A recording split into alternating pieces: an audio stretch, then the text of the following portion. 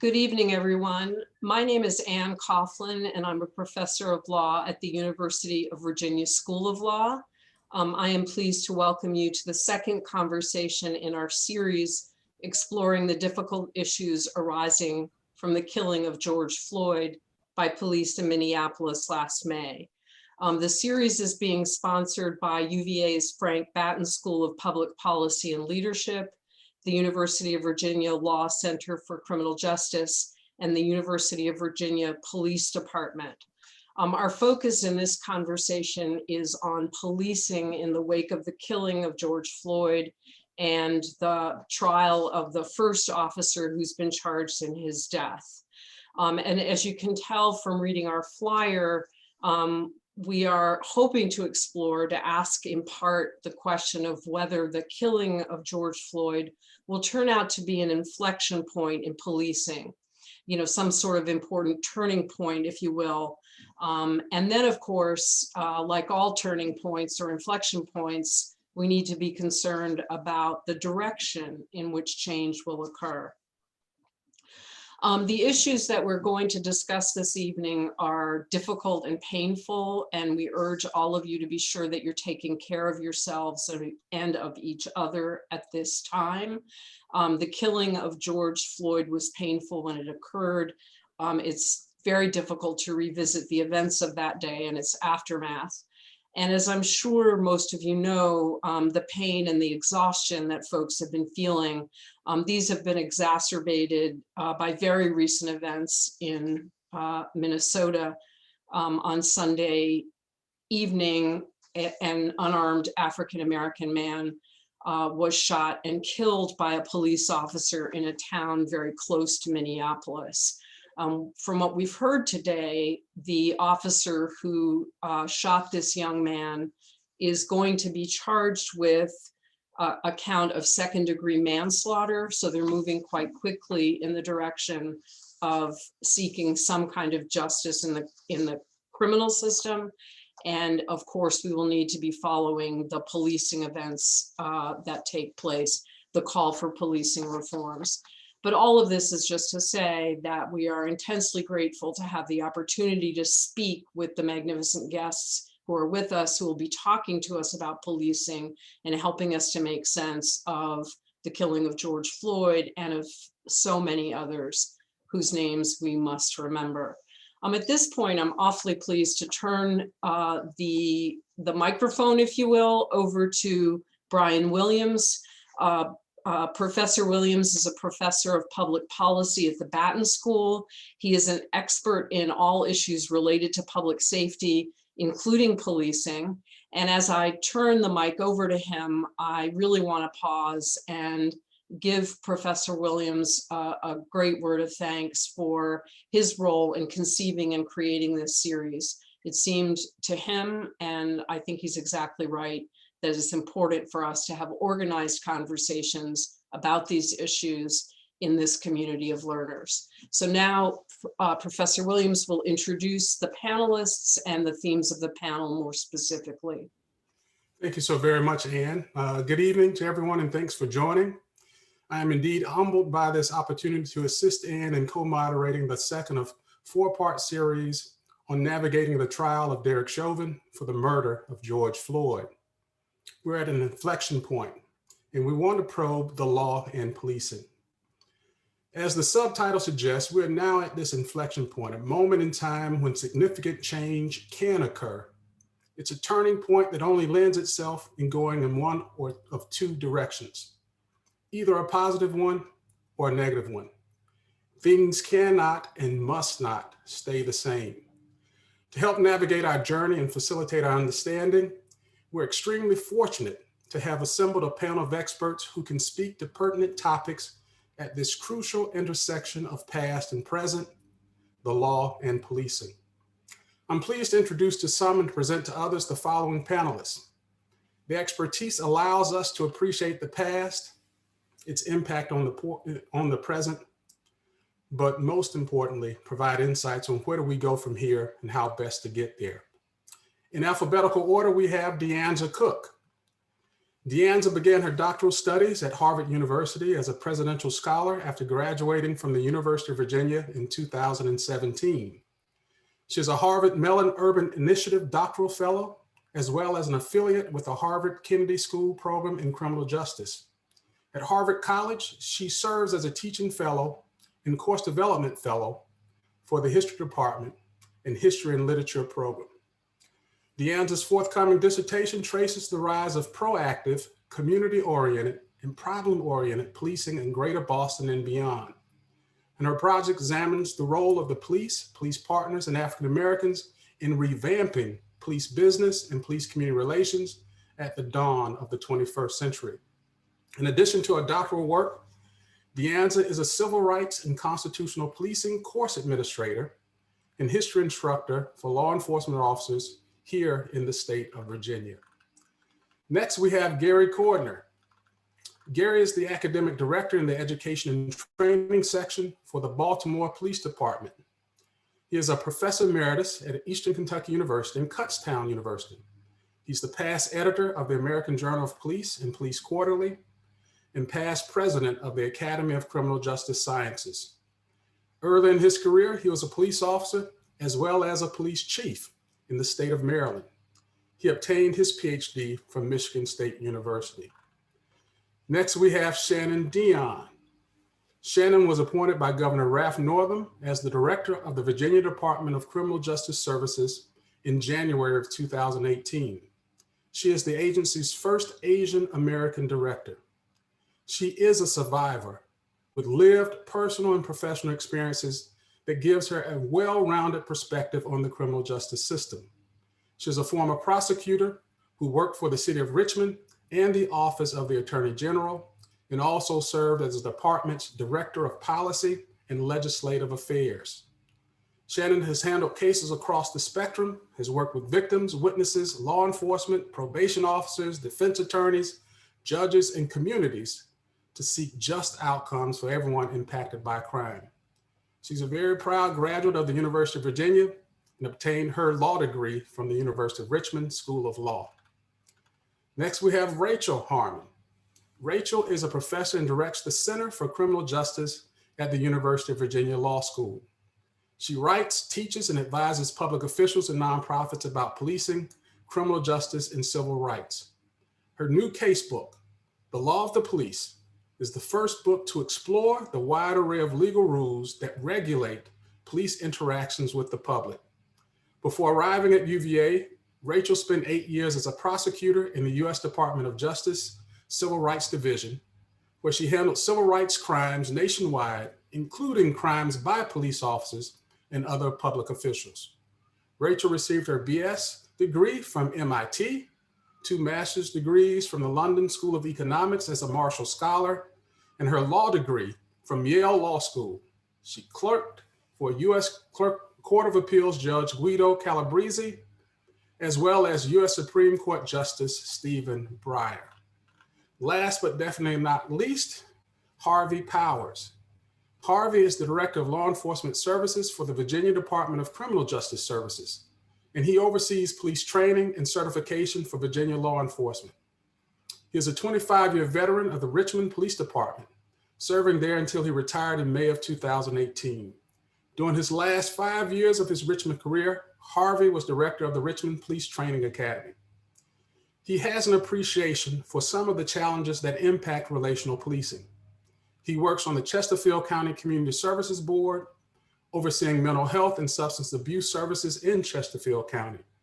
He is also a senior national trainer with Fair and Impartial Policing, where he trains local law enforcement on the impact of implicit bias in police decision-making. He holds undergraduate degrees from James Madison University in both psychology and history, and has done graduate work in community agency counseling and accounting. He is a graduate of the Police Executive Research Forum's Senior Management Institute for Police, as well as the Professional Executive Leadership School. We have a very distinguished panel, and for that we are appreciative. We have some pre-solicited questions that will be directed to the panelists to get us started. We encourage you, the audience, to use the Q&A function to post additional questions. And if you would like to designate a question to a particular panelist, please make note of that in your posting. So let's begin with our opening question. I will open up with a question to Deanza.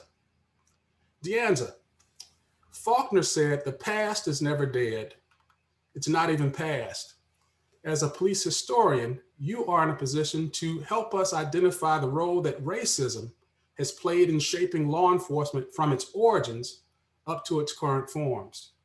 Does the history provide specific lessons that we should keep in mind when we contemplate the often violent policing of Black and brown bodies today?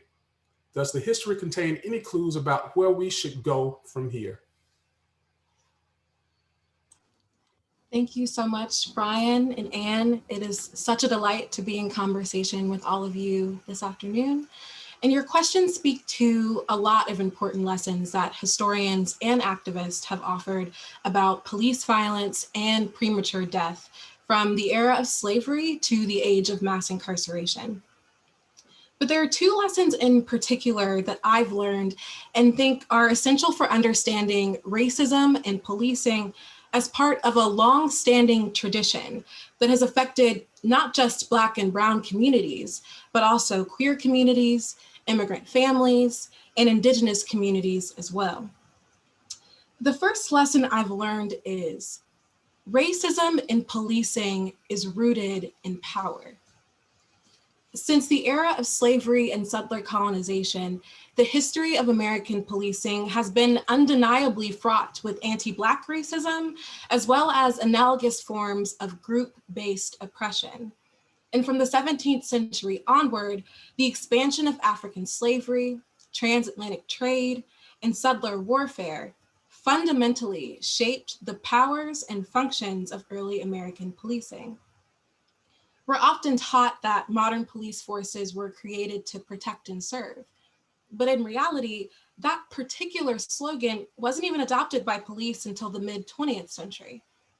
Ultimately, if we want to understand the origins and evolution of police forces like city guards, slave patrols, US Marshals, and border patrols, we must examine the laws, court orders, and legislation that have regulated police powers and sanctioned the enforcement of white social order since the earliest days of the American Republic.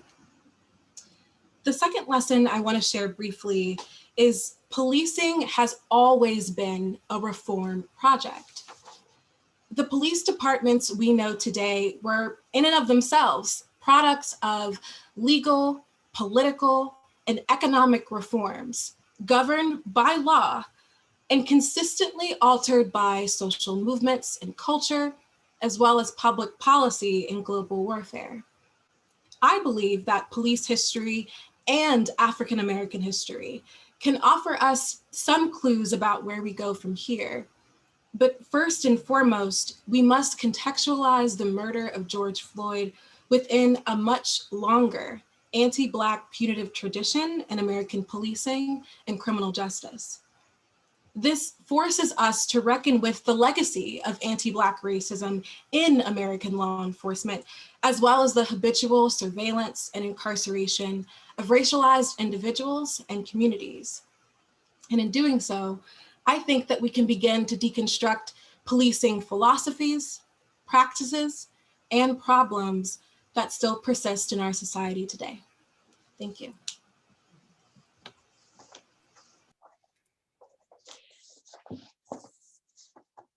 Thank you so much, Deanza. I think I get to ask the next question, and this question is directed to Shannon. Shannon, again, welcome. It's great to have you here. As director for the Virginia Department of Criminal Justice Services, one of your responsibilities is to establish and enforce minimum training standards for law enforcement personnel in Virginia. Of course, before we train our officers, we have to recruit and hire them. Could you describe for us the credentials that an applicant must have in order to become a law enforcement officer in the Commonwealth? And then next, when considering those hiring requirements, do you have thoughts about tweaks that might be necessary or desirable? For example, should we tweak the requirements for officer selection so that our hires better reflect the demographics of the communities they serve? Thank you so much. It's my privilege to be here with you tonight. And I'd like to start my question by just going over what the statutory requirements are in Virginia for someone to become a law enforcement officer, and then offer some personal thoughts on that. The law in Virginia requires for anyone to be hired as a law enforcement officer or a jail officer that the person is a U.S. citizen, and that the hiring agency conduct a background investigation that includes a criminal history record check, or a rap sheet, if you will. So there's the criminal history check, but then an agency can also do a more expansive background investigation to include looking at, educational transcripts, talking to neighbors, and things like that. A person is also required to have a high school diploma or the equivalent of that. They have to have a driver's license. They have to be 18 years old. They also have to have a physical examination done and also pass a drug screen. A person can also not have any convictions of, or plead guilty to, or no contest, or enter an Alford plea to any felony, any misdemeanor of moral turpitude. So that includes lying, cheating, or stealing, or any misdemeanor sex offense, or domestic violence misdemeanor. Recently, the General Assembly also included language that allows local agencies, if they want, they may conduct a psychological exam of the people that they are considering hiring. And once someone is hired by an agency to become an officer, they have to go through a series of trainings before they can actually be put in a uniform and given a firearm. And so each person has to then successfully complete a training academy. They also then, once they pass the academy, have to pass a state certification exam. And then after that, they go back to their agency to conduct what's known in the field as field training, or on-the-job training. And that's usually done by the hiring agency. So those are what the law requires for anyone to first be hired and then hit the streets as an officer. It's been suggested to our agency in the past that if you look at the criminal justice system, and that people, officers who are enforcers of the law, they're not required to have a 2 or 4 year degree, but everyone else that makes those decisions do. For example, magistrates, prosecutors, defense attorneys, and judges, they all have 4 year degrees and also law degrees. Personally, I think that one of the advantages of going to college for many people is that they are exposed to people who are different from them, and thus it potentially expands their perspectives and understandings of other cultures. For example, for me, I grew up in Northern Virginia, and I didn't really understand that Virginia was a Southern state until I went to UVA. Recently, the General Assembly also, I think I might have mentioned the psychological exams, and many agencies do actually include a psychological exam as part of their hiring process, which I think is a really good thing. And while I've never been a chief or a sheriff, I certainly would want to know as much as possible about the people that I am entrusting to carry out and enforce the laws and to use deadly force when applicable. So the last thing I would add is that while the DCJS, we don't have any oversight over agencies and their hiring processes, that those are all done at the local level, but certainly the more qualifications that we can have and we can look at that reflect what society's expectations are for officers is certainly a positive thing.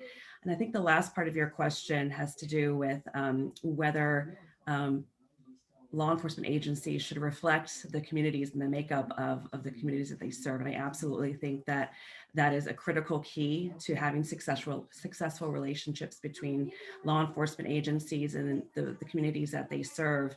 They certainly should look like the community and reflect their morals and expectations. And so I know that a lot of agencies in Virginia strive to do that as much as possible. And I think that as many resources and support that they can get to figure out how to do that better is going to be very welcome. Thank you so very much, Shannon. And also thank you, Deanza, for starting us off. Harvey, I'd like to ask you a question now.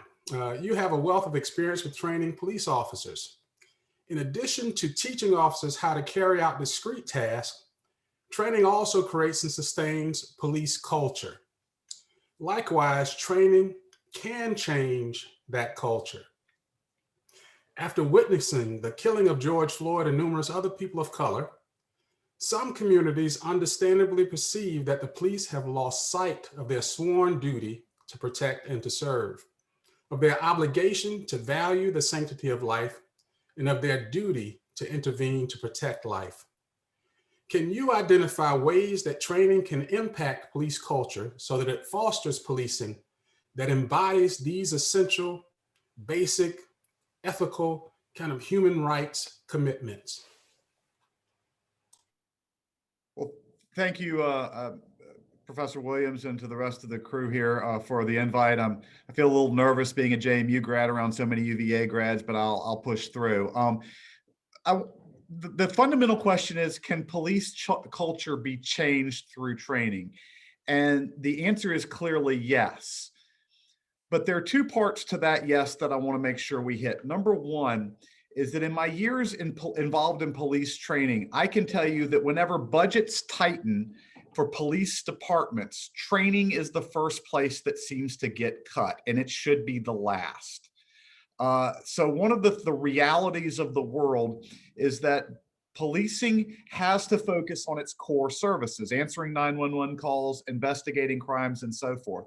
And unfortunately, whenever there is a funding lapse or resources become scarce, the training issue gets pushed to the side. So I want to make sure we're clear that there needs to be a reorganization of priorities from a holistic perspective in terms of how police serve their communities, and placing training on the forefront of that instead of as an afterthought.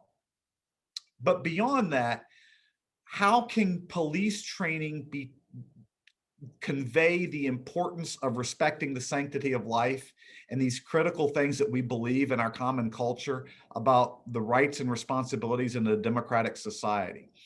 And in my years of training, it's one simple thing, and I know Shannon's going to roll her eyes when I say this because we talk about this all the time.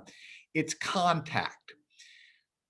Officers who have the ability to have contact with people that are different than them in non-crisis situations understand that the people that they're policing aren't the people that are calling 911. Police only get to meet people on a daily basis after they call 911 as a general rule. And people don't call 911 to say they're having a good day. Police officers frequently interact with people on the worst day of their life. And departments have found that making an effort to have their officers get to know people when they aren't in that crisis moment helps them understand the depth of the person instead of the stereotype that they are bumping into in random occasions. In the Richmond Police Department, we implemented a significant amount of training where new Richmond police officers who came from all over the country and in fact all over the world to be police officers in the city of Richmond were mandated for several weeks during the course of their curriculum to work within the homeless community, to work in the public schools, to work in public housing, to get to meet some of the people they would eventually be policing in a non-crisis situation. And that can be fundamentally life-changing to how police officers perform their duties. Culture gets changed by having the officers have contact with the people they're going to be policing, the communities they're going to serve when those communities and those officers aren't in crisis.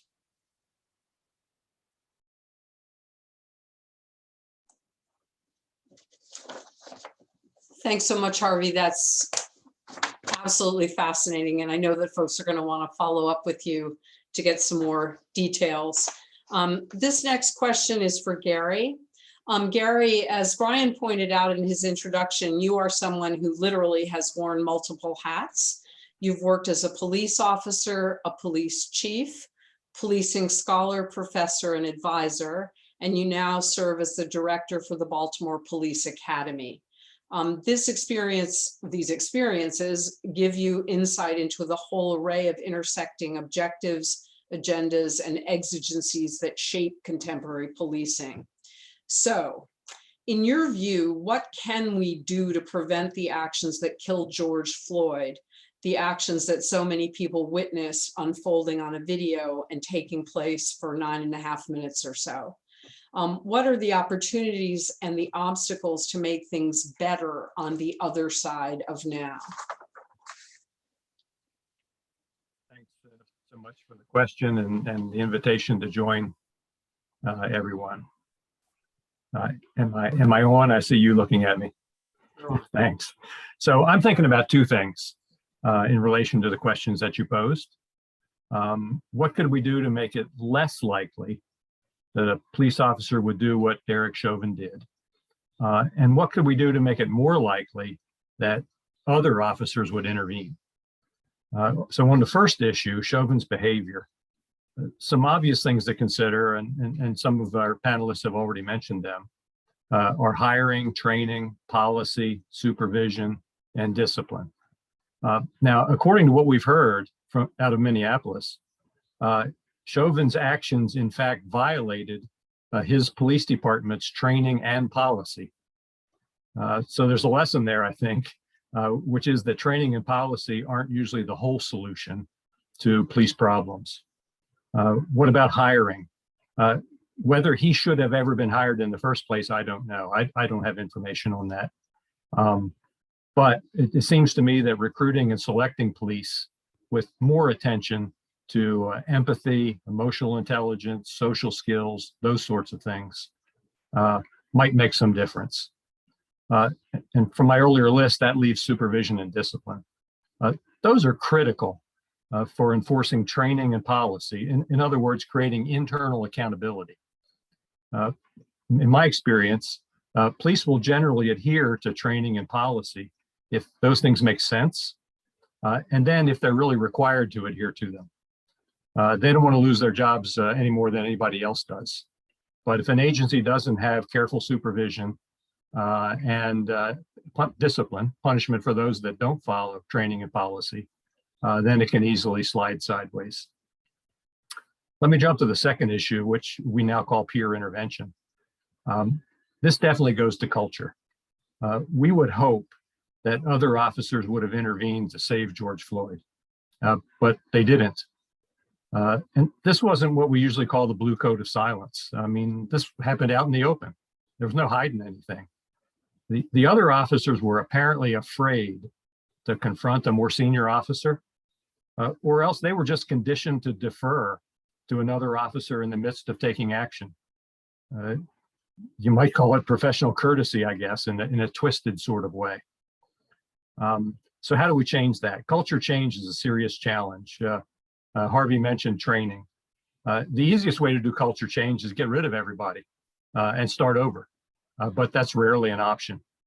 But what many police departments are doing right now all around the country is beginning to formally teach and socialize peer intervention and what's sometimes called active bystandership, both as a legal and moral obligation, and also making it required under agency policy. And right now there's a high-profile national initiative underway for just this, and it's become very popular very quickly. And I think the whole reason for that is George Floyd.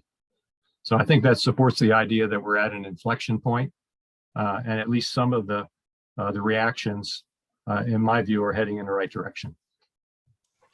Thank you so very much, Gary. Rachel, you have the next question. First of all, congratulations on your most recent book, The Law of the Police. Can you explain how American legal doctrine, as opposed to policing policy, can help to bring about necessary policing reforms? Many folks are focused on the drama being played out in the courtroom where Derek Chauvin is on trial, but how much of a difference does such a prosecution make in a reform movement? What else can and should the law be doing? Thank you, Brian. Thanks so much for having me on this impressive panel.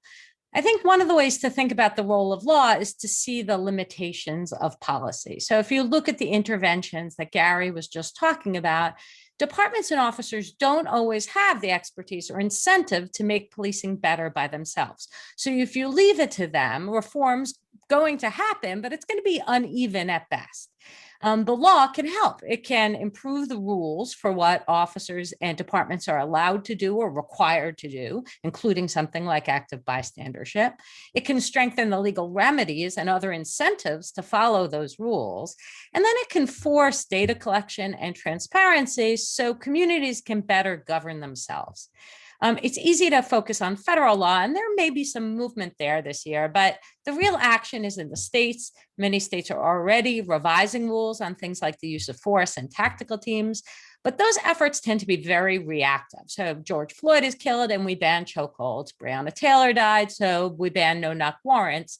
I'm hoping that states are going to start also thinking more comprehensively about limiting harms of policing, including in areas that aren't getting quite as much attention, but matter a lot to people's lives. So things like limiting misdemeanor arrests and looking for alternatives, restricting consent searches, requiring city councils to hold public hearings and vote before a department adopts something like a new surveillance technology or a technology of force.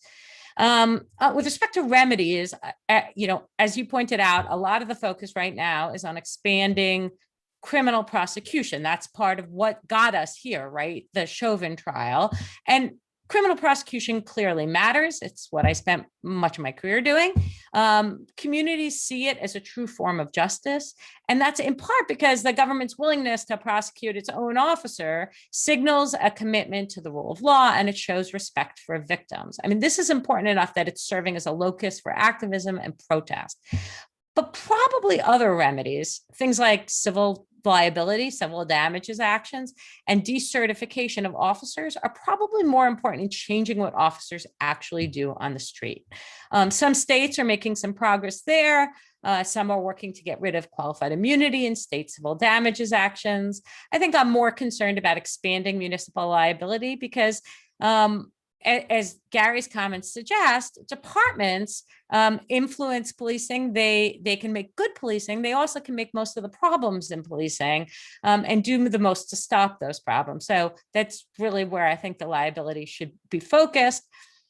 Probably the area we have fallen down most is data collection and transparency. And in the absence of federal action, which is slow in coming, states should be setting their own standards. Right now, very few are. So that's an area I hope we'll see some progress on too. I look forward to the questions. Thank you so very much, Rachel. Ann, would you like to ask our first question from Q&A? And just a reminder, please post your questions in Q&A. And if you'd like to direct them to a particular panelist, please do so. So thanks so much for posting questions, and we encourage people to jump on and ask their questions. This is a great opportunity to get some insight from our guests. First question goes to Shannon. Shannon, do you anticipate that law enforcement agencies would experience staffing shortfalls in the event that a 2- or 4-year college degree became a requirement? Thank you. That's a great question. Probably the answer is yes. I think they're already facing shortfalls right now. I think as Harvey and I prepped for today, we talked about that. And I can't remember if you gave me an example of agencies who tried to implement that a two-year degree and had significant issues with recruitment. I will share simply that the Richmond Police Department implemented a program for a short period of time about 10 years ago where they mandated a 2-year degree as minimum entry. And we experienced dramatic decreases in applicants to the police department, so much so that it became a threat to our ability to fully staff. So yes, it is a reality. Any other comments before we move to the second question from Q&A? Okay, the second question. This is directed to Harvey. What training do police officers receive in policing each other in the field when carrying out his or her duties when they are contrary to what they were trained? Are officers typically afraid of Black males? Thank you, sir. Two separate questions. They're kind of coming at different areas. I want to address the first one and I'll come to the second one. The duty to intervene, I think Gary referred to it a little bit earlier, and they're the new ABLE programs, is relatively a new field of police training. It's become very popular very quickly. It's known by a lot of acronyms because police departments love their acronyms. But it's really taken off as something that's very interesting and very important to be considered. Actually, Shannon and I have been talking very recently about some of these new programs because we are committed to, and we are pressing the information out to officers that they do have the duty to intervene, but we're not really supplying them with the method on how that's supposed to actually look in practice. And so those trainings are very new and very impactful. And I've held a couple of meetings so far with some of the instructors on this. And this is something I think that Virginia will be pursuing much more vigorously in the coming days. As far as typically afraid of black males, that's a very difficult conversation to sort of wrap your hands around. And I'm keenly aware that my perspective may be different than others at this table. But I will say simply this: one of my roles for the past 6 years, part-time and full-time, has been as an implicit bias instructor. And I think that looking at me, you would be surprised to hear that's one of the roles that I've filled. But I do that, speaking with officers about how their unconscious biases do impact decision-making. If you were to take the average police officer and ask him if they have any biases, just, do you have any biases right off the top? They would adamantly and vigorously refuse to believe that they have any biases whatsoever. But in the training that I work on, we explore the nature of how your unconscious does impact decision-making. And the Black Threat Implicit Association has been very well documented as a societal problem. And since we draw our police officers from our society, it must be a problem within policing as well. Black Threat Implicit Association is one of a number of unconscious biases that can impact policing. And of course, that's not even considering the fact that obvious biases, explicit biases also exist and can impact decision-making as well. Explicit biases are much more easy to discern and they're much more easy to address than implicit biases, but both of these need to be addressed to make sure that it's not about who you are, it's about what you're doing that attracts police attention. Thanks so much, Harvey. I'm sure that I just want to mention to folks in the audience, there's been an interesting story that I noticed in the media in the last few days. It's about a police officer in Buffalo, or a former police officer in Buffalo. Her name was Carol Horn, I believe, and she was fired. It was maybe a dozen years ago now for intervening. She intervened and prevented or stopped one of her police officer colleagues from doing a chokehold.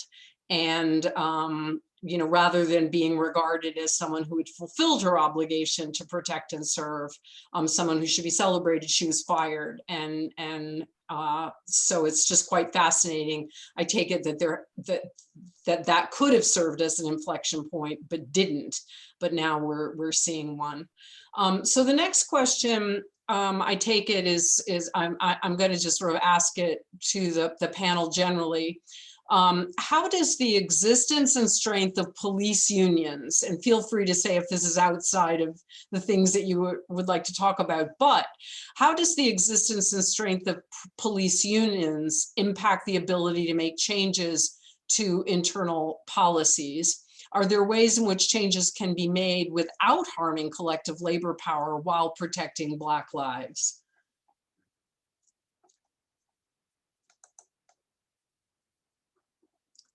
Gary, how about you? Yeah, I was going to say, since you all come from a state that probably doesn't have any police unions, I figured you were going to throw that one at me. That's a tough question, you know. I reflect back a long time ago. One of my early mentors, a guy by the name of George Berkeley, wrote a book. I'm now blanking on the title. This would have been in the 1960s or 70s, after doing a study tour of police in Europe, and came to the conclusion that the unionizing of police in America would have a progressive impact.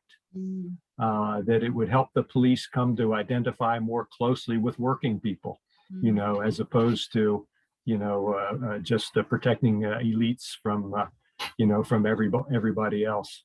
And it sort of doesn't seem to have quite worked out that way. And so it is a hard, I mean, there's no question whatsoever, I don't think, in many places in America, that unions have resisted change, resisted progress, resisted reforms. Sometimes I think almost in knee-jerk fashion. If it's what the bosses wanted, then the members of the union didn't want it. You know, it's just typical labor management conflict. But other times too, unions often do, the members of unions, of course, often do literally reflect what they understand to be the reality of doing the job, you know, on the street. And clearly sometimes police officers have the feeling that the bosses have, if you will, forgotten what it's like out there, and are pushing changes that are unrealistic. Unions would often say unsafe for them. So, I mean, you know, I'm certainly hopeful that unions can play a positive role, but sometimes they've clearly gotten in the way of needed change as well. And some of it is just plain old politics, let's face it. Police unions have, I think, grown increasingly powerful politically, very powerful in some places locally, and then they've flexed their muscle in national elections, and not usually on the side of what we would probably call progress. Shannon, I think your hand might be up. Yes, thank you. So I know a little bit, enough to be dangerous about this topic, but I would just add, in Virginia, you cannot have a state police union.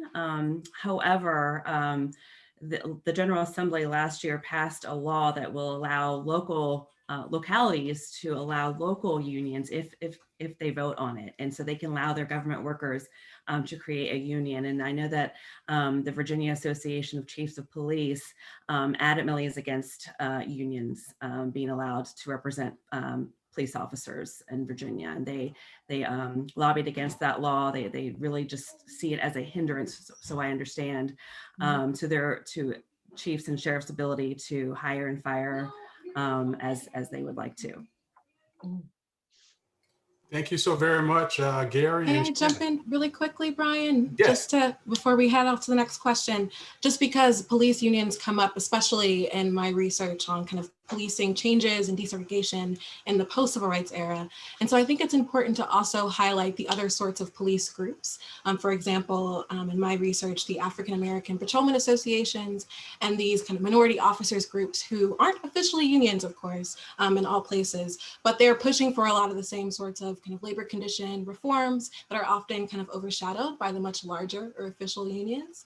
And they're also talking about police community reforms, and they have been since the civil rights movement, especially with Black policemen leading the charge in terms of internally pushing for change, the type of cultural change that we've been talking about as well. Thank you so very much for sharing that information. We are fortunate to have an outstanding panel. Have a question, a follow-up to Rachel, what she mentioned. What is the impediment to data collection? Aren't arrests and prosecutions already in the public record? Well, arrests and prosecutions are in the public record, but that's just a small portion of what police officers are doing that are impacting people's lives.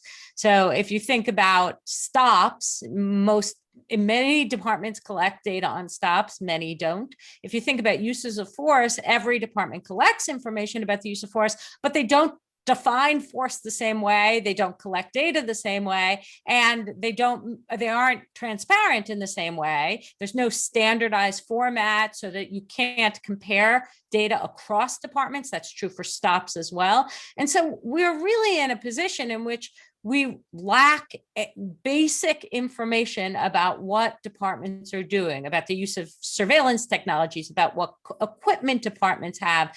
There is a limited amount of national data collection that's solely voluntary, and a lot that we just don't know. And it's hard to fix what you can't understand.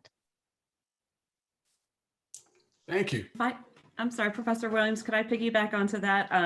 Because our agency is involved in a lot of research and looking at data, and a couple things. From the state perspective, the arrest data is certainly there, but it's where it's captured and held, and the systems that have captured it are usually what we call legacy systems. So they're like 20 or 30 years old, and they weren't necessarily built to push out reports or be analyzed. It's really like a case management system. So every arrest and court case in Virginia is collected by a system in the Supreme Court maintains, and they've had a lot of trouble trying to extract that data.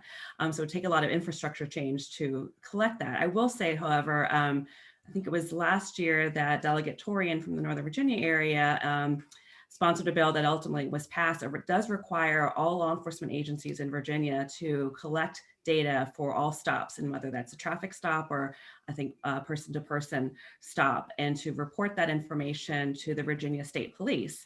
And they tasked us with actually pulling that data and analyzing it and giving a report every year. So we just actually this week issued a recruitment. So if anyone is interested in coming to work for DCJS and analyzing that data, we'd love to have you join us. But yeah, so this is a good start, I think, in Virginia to look at some of that data to see if there are any concerning trends or patterns that the communities in the state would be interested in.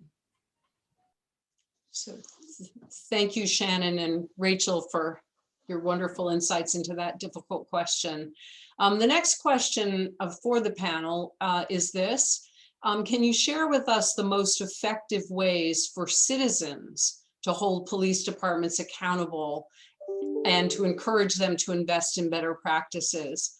And I'm going to take the sort of moderator's prerogative and ask Deanza if she could weigh in first. Are there historical lessons about this question of the best ways for citizens to get engaged in fostering needed changes? Absolutely. Thanks, Anne. That's exactly the question that I'm interrogating with my dissertation work on policing in Boston in the 90s. Because I'm looking at particular models, goes by many names: Operation Ceasefire, the Boston Miracle, if you've heard about that. But it's about working with at-risk youth and gang-involved youth in the 90s. And it was considered a big success, something that President Clinton paraded around and was actually incorporated into a lot of NIJ and DOJ-funded programs in the early 21st century. And so at least in that particular case, there is a lot that we can learn about the sorts of relationships that are required to actually share power. Mm-hmm. So what do I mean by that? I mean that police officers in special units that are typically tasked with dealing with the most violent and most horrific aspects of our society cannot do it alone. In the case of Boston, they worked with everyone from people involved in the clergy, folks in social service providers as well, in addition to private foundations who provided funding for summer initiatives and programming for the youth in Boston. And it spanned not just the inner city, but also the surrounding suburbs. And so I think that we have to start thinking about who's at the table, something that I know Brian talks a lot about in his work, because you really can't have community control of the police without first sharing power. Mm-hmm. Thank you. And I'm assuming other hands of the panelist hands will go up. Other insights into the best ways for citizens. Rachel. So, one of the problems in community input into policing is that you get input from the people who show up. And one of the biggest problems in policing is that the harms of policing are often concentrated on people who are not showing up. And so we've got to develop mechanisms to make sure that the people most affected by policing, that includes people with disabilities, the youth, people who are homeless, as well as, of course, racial minorities, have a seat at the table so that we can hear and make decisions about the policing that communities are developing with the input of the people most affected. So I just wanted to add one little sort of footnote to that question, if you all would allow me, and that is to ask how important you think criminal prosecutions are in encouraging police change. When we witness a killing, as we did in the case of George Floyd and so many others whose names we hold dear, the communities understandably really want to see a criminal case brought. And there's often great disappointment when there isn't a case or there isn't a verdict. How important are these criminal cases in encouraging changes in policing?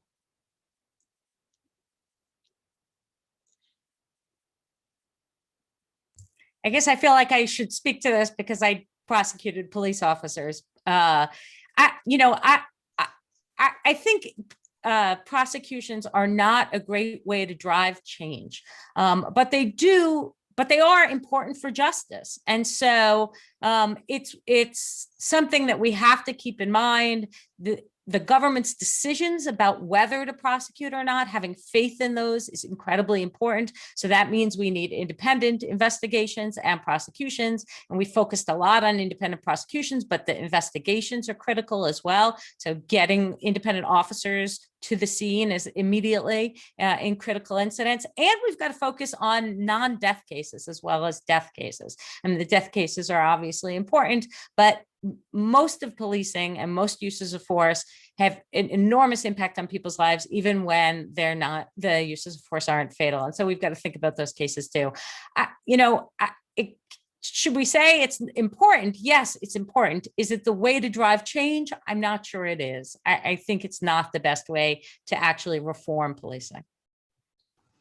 And I'll just add quickly too, it's a very expensive way to kind of go at these individualized cases when we have folks like community organizers and activists who are saying that we want resources redirected to other non-punitive or at least non-police oriented programs to deal with problems that we're facing. And so I think that when it's a question of resources and how we're balancing our time and balancing where money is going, I think we have to think about, things internally with training and within police departments, but also outside of them. I think folks are raising lots of different ways to dedicate time and energy that are far outside of criminal prosecution or the justice system entirely. Gary, I think you have something that you'd like to add. Just a small note in terms of things that have the potential to push change. Baltimore happens to be under a consent decree. One of the last consent decrees under the administration before the administration. As a result of being under a consent decree, which followed a crisis and scandal and whatnot, it has brought resources to the table and a whole lot of federal requirements, court ordered and so forth. And so the Baltimore Police Department is engaged in a whole lot of reform efforts that most likely would not have come to pass if there wasn't a federal judge telling us that we had to do them, and people working for the federal judge making sure that we're actually doing what we say we're doing. And that consent decree won't go away until we convince the judge that we've done all the things in the hundreds and hundreds and hundreds of paragraphs in that consent decree. That's a powerful tool to affect change. To Deanne's point, it's also very expensive, no question about that. But it is a powerful tool, and one that's we're likely to see more of under the current administration. I'd like to ask one final question, and I'm trying to combine some questions together. And if we could get a quick response, because we'd like to have closing comments from each of our panelists. The question deals with respect, especially respect across generations and across the police community divide. How can we teach police officers, how can we teach the community to respect the uniform when it appears the uniform does not respect those who look like Black, brown, other folks? So let's focus in on that, especially in the context of race.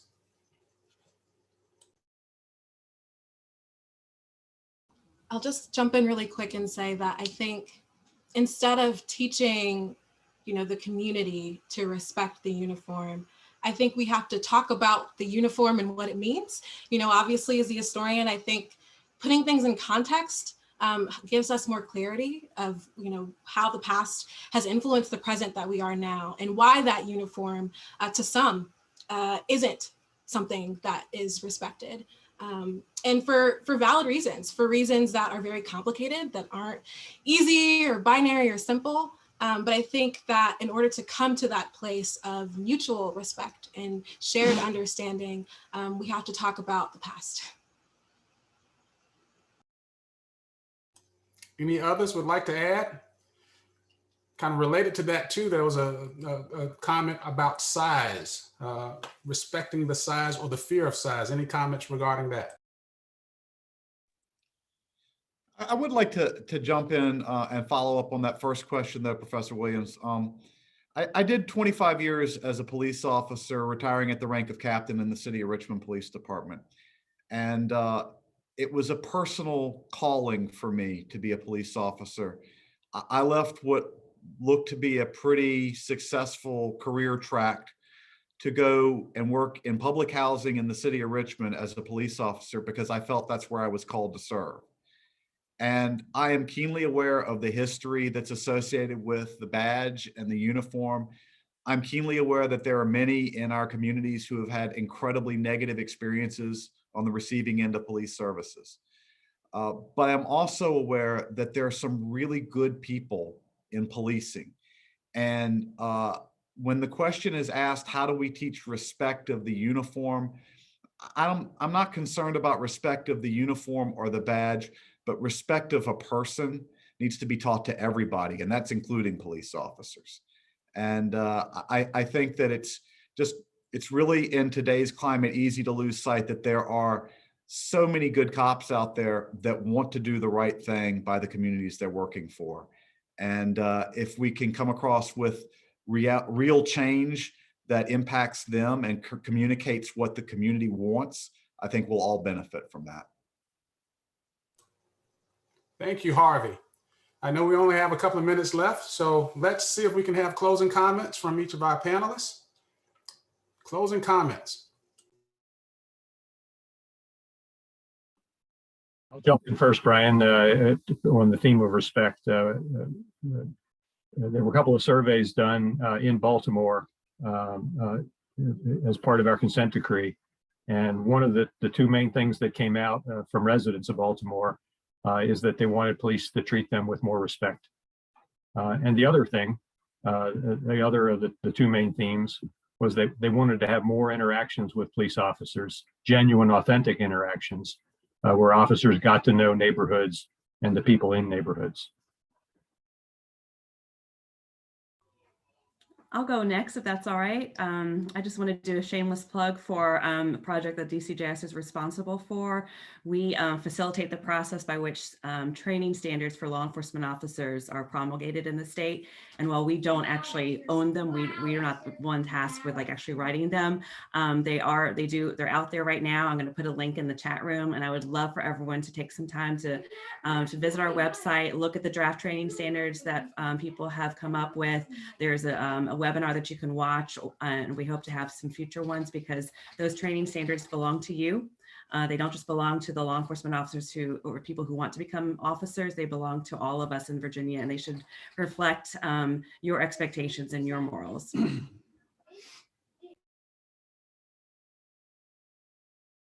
Who's next? I can jump in really quick, just on the larger theme of our discussion today about inflection points. I can say that as a up-and-coming professional historian, when we go back and try to isolate turning points in time, the best things that we find are when everyday people decide to do things differently, decide to think differently, use different languages, build different relationships.